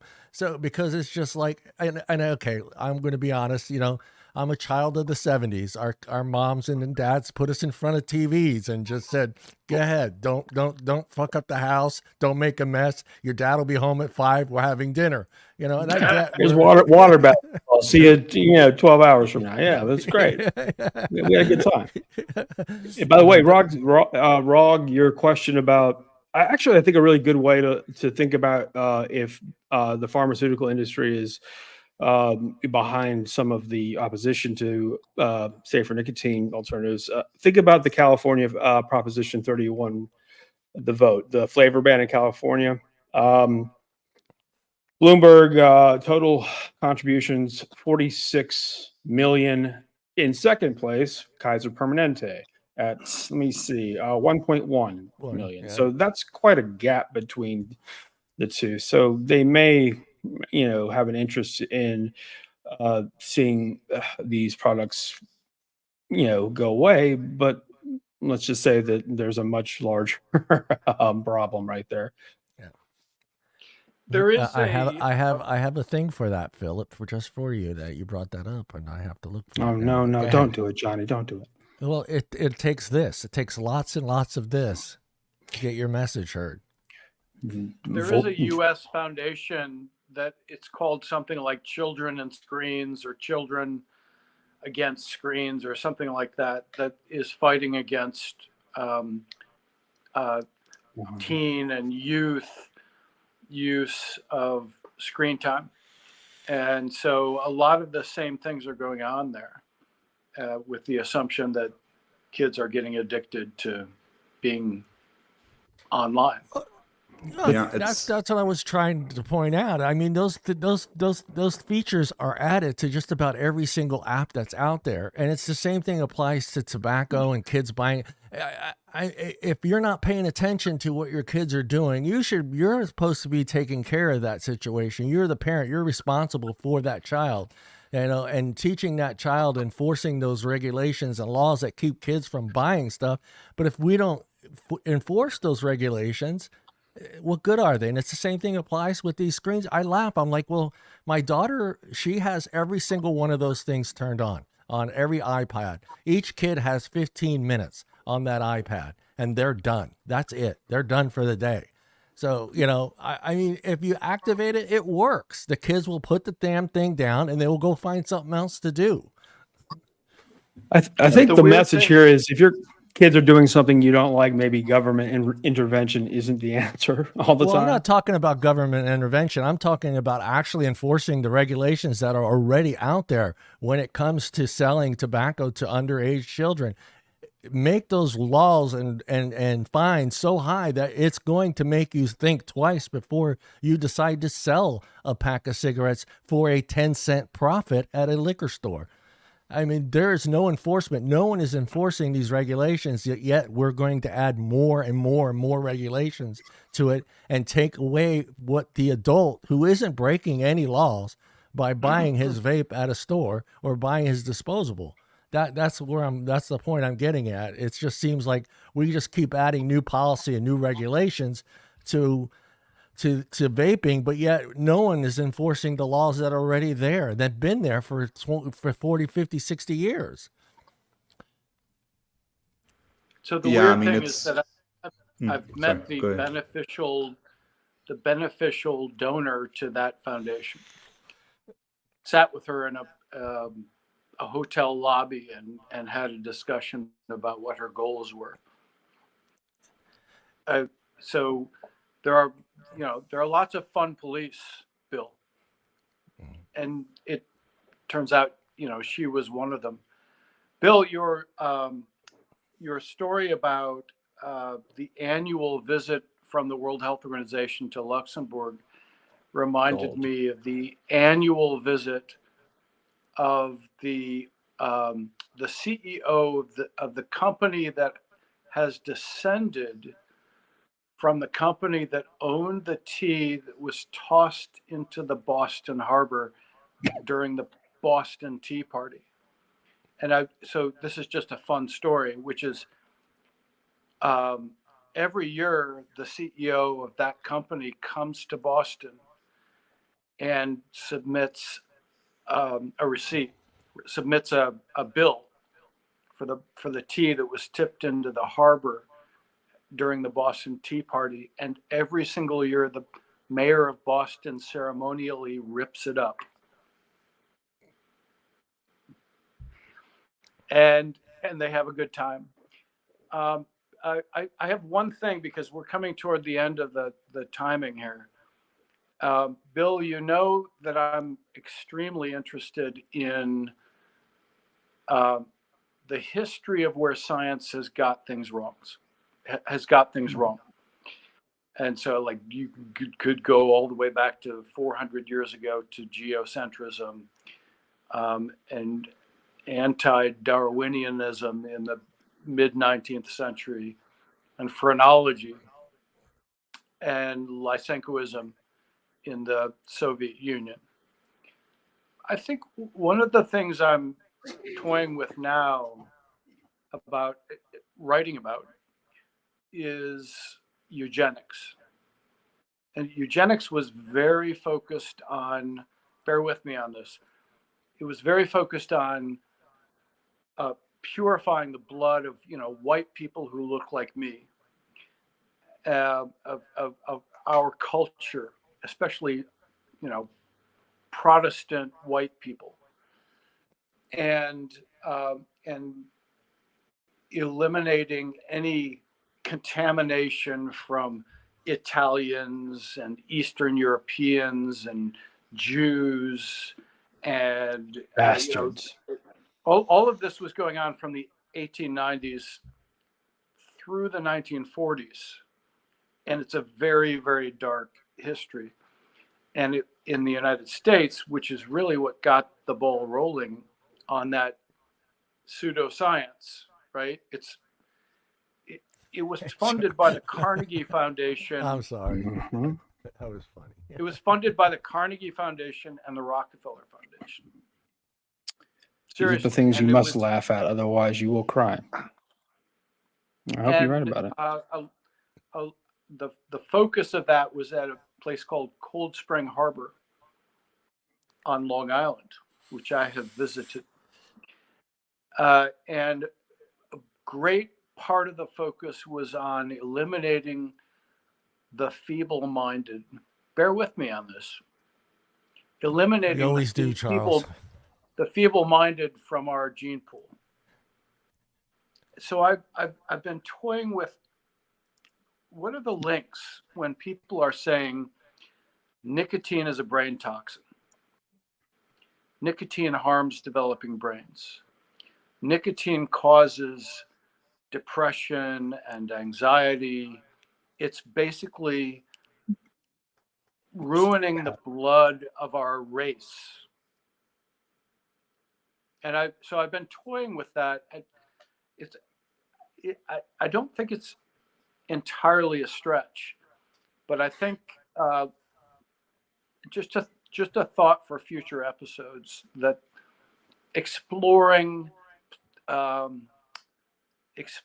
times when science has got it seriously wrong, which they seriously did in that case. That'd be a never-ending podcast. When you put it like that, Charles, I don't like it. I don't like it one bit. That podcast could go on for centuries. I mean, the interesting background, I think in season one, my colleague Emil, who helped me write the paper on neo-prohibitionism, he mentions the aversion of the regime, the Nazi Germany regime, towards cigarettes, and it's like smoking was banned in public places in Nazi Germany. Hitler was not just avidly anti-smoking; he funded with his own money cancer research into the links between smoking combustible cigarettes and cancer. And the interesting thing is that a lot of the knowledge on the fact that tobacco consumption causes cancer came from the Nazis, and that became not usable for the scientific community following World War II, because you never wanted to say that you used Nazi research, and so they had to start from scratch on that, which is why it took a lot longer than it otherwise would have. So the intersection of politics and science always bears significant problems. And I mean, it's an interesting thing. When I did the first season and I did all these promotions, I told our media guy, try and book me on as many radio shows and podcasts as possible to promote this series. I was also booked on a couple of radio shows and programs that were, let's say, a bit more right wing, and I found myself in a couple of these talk radio shows where they, at one point, like I was doing 3 of these a day, where sort of halfway through the segment, I knew something insane was being asked. And very often it was COVID related. Yeah. It's like, well, I mean, these scientists, they get everything wrong. And with COVID is a good example. And then I always had to I had to either dodge the question or sort of try to tie it into that there is an overinterpretation of the precautionary principle when it comes to enforcing public health rules, and that's a good debate to have without necessarily saying that, I don't know, Bill Gates is trying to put a microchip in us, right? And that distinction was hard to make with some of the people. So that was, but that's a result. That's a result of the erosion of trust, right? And that's sort of where if you fill that void, you leave space for that void to be filled by people who have a different agenda. And I think that's the complicated one. I had one. I don't want to shame anyone, but I had one radio show host. Shame away, please. I think it was in Indiana. It was a radio show host who said, "Yeah, one of the things that they also they're letting the kids listen to all this rap music with bad words in it, and that's something we should regulate instead of regulating all your behaviors whether you're drinking or smoking or vaping." And it's like it's one of those things that's a new one. I haven't heard that one before. Did they reference any French Canadian Jewish rap stars? I would have done the rest of the interview rapping. I would have rapped the rest of the At least you're leaving my people out of it, John, all right? That would have just blown them away. That's not even new, because that exact same argument was made when Rocket came online. Exact same argument was made. Well, they got a seat at the table. I've had a lot of conversations like those interviews. where half the way through the conversation, I know all of a sudden something along the lines of the moon landing was faked. There's autism in yonder vaccine. You know this feature, and I'm just thinking to myself, you really think you are worth the chip, right? Anyhow, but it is. But I think it is still. I think it's important to think about it, because what we do in these conversations, what I do with the series, I agree, is look at an international institution that has a very large reputation, and I ask people. I think that you can hear the flight path thing. I guess that's Lufthansa flight 6780. bloody Lisbon, right? But where I'm asking people to look at this institution and question something this institution puts out, which doesn't make me different than the people who say, well, the WHO tells you to take the vaccine. It's like, right now I'm looped in. Right now, it's easy to loop me in because I'm asking you to do something similar than these other radio shows hosts are doing. So I think it's important to note that we need to allow ourselves to question institutions and question sort of how we read scientific studies, what we consider to be valid, how the coverage in the media is done. We need to leave that door open because clearly we get things wrong. So we can't cast that aside. But that's why it's so important to understand nuance, right? It's really more complicated. No, and I really do need to make that disclaimer. I was being facetious on that one. I have had a lot of conversations where people went in a direction that I wasn't expecting or didn't agree with. But I think it's important that we all hear each other out and try and have a conversation where at the very least we're respectful. With the rare exceptions of what people are trying to say, hear them out, and ask thoughtful questions instead of just assuming the worst. Yeah, because 20 years ago, you shook hands and you agreed to disagree and you went on your way. Now you go on social media and you blast the shit out of somebody.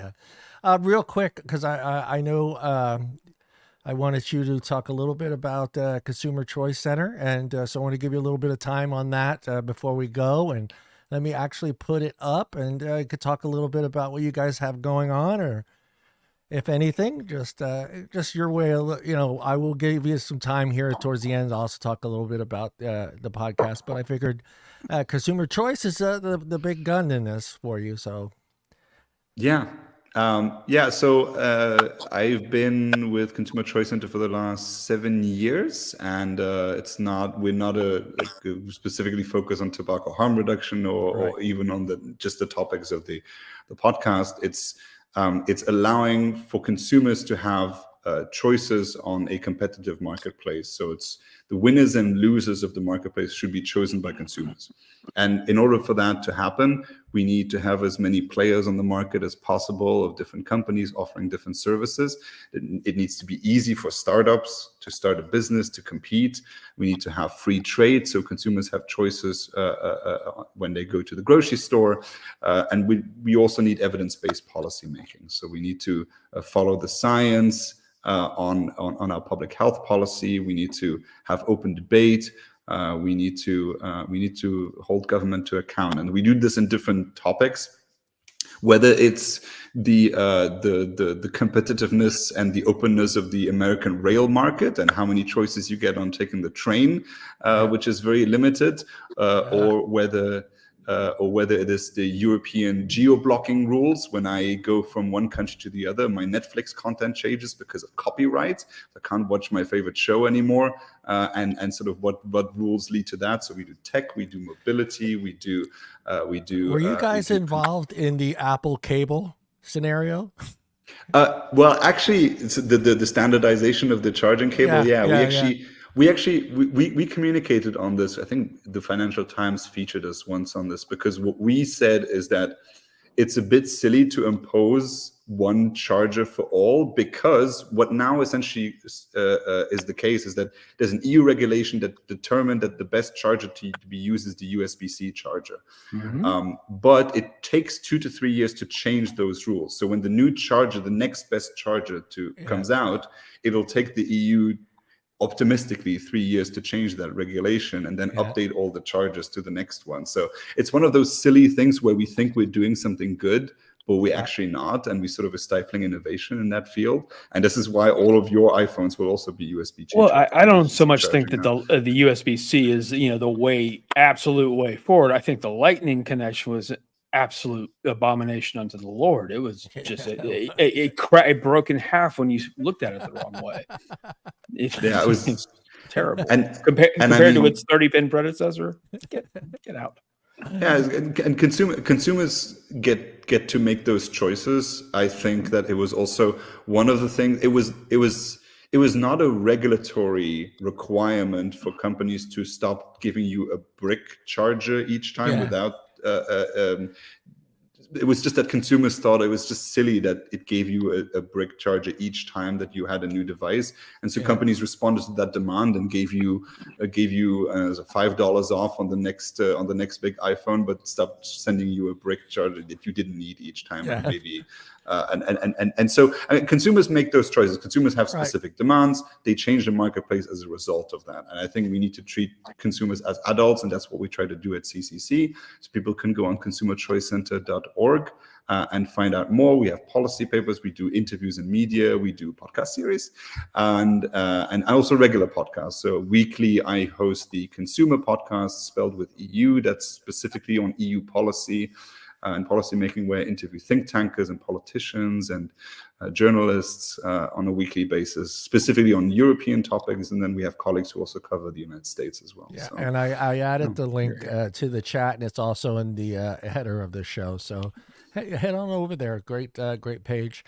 I want to thank you, Bill, for joining us. It's always fun having you on. Everybody, all the links to the podcast. And again, I know we talked about this before. Everyone likes their own little player.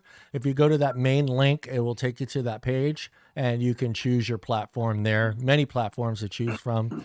Always fun having you. I'm going to swing it over to Timmy there in the middle. Timmy. Well, I should have did his sound. $10. He doesn't have his mic on. Yeah, I was right. Yeah, I don't need a sound. I make my own sound, John. I'm a grown adult, and I can squeak and burp and do all that stuff by myself. No, I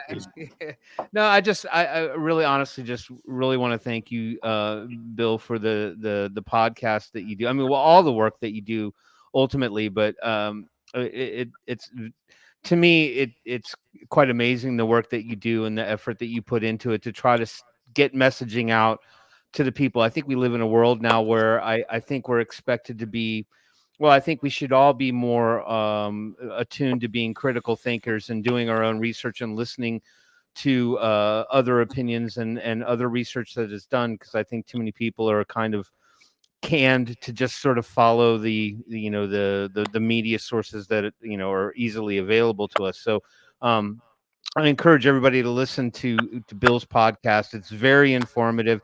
It's not just about vaping, so let's get that straight. Right. It covers a lot more subject matter than just that, but it will open your eyes and it will educate you exponentially, the information that he puts out there. So, I mean, we all stand a lot to learn. And Bill, thank you for being such a great teacher, and really appreciate everything you do. Thank you so much. That's super kind. Thank you for all the people who listen and who recommend it and who give it 5 stars. I think there's some platforms where you can do that. Thank you so much. And who knows, maybe season 3. I have some ideas. Excellent. Phillip, you're up, buddy. Well, everything about who you are, you live up to all of my expectations and then some. I want you to know that I was listening to episode 3 of season 2 today, and it did remind me, before you reminded me tonight, that I do have some preconceived notions about people and their thoughts and what they think and their motivations, and I do need to work on that, as do we all. And I think that the production and the quality of the content of both seasons of Fun Police is truly remarkable, and that's not something I say very often. It's really that good. So bravo, and I hope to hear from you again. I wish you all the success, Bill. Thank you. Thank you so much. And the man at the bottom, Sir Charles Garner. Where's his thing at? There it is. There you go, Charles. Go ahead, Charles. Hey, Bill, você fala português agora? Oh, hey, none of that. Work in process to learn that, unfortunately. Pauvre too young. Parlez-vous français? No, Philip's our French guy. Philip's our French guy. Hey, you said you Ontario. I speak some Portuñol. Oh, okay. I could help you. Right. Well, Jeffrey said he thought you were what do you call it? I forget what he wrote. All right, we are out of here. Thank you, Bill, again for joining us. We'll see everybody next Wednesday. Everybody look into the camera and say goodbye. So long. Thank you so much. Cheers. And John, of course, isn't ready, so you guys got to do it again. Oh, I don't know what's going on with my internet. All right, here we go. Bye, everybody.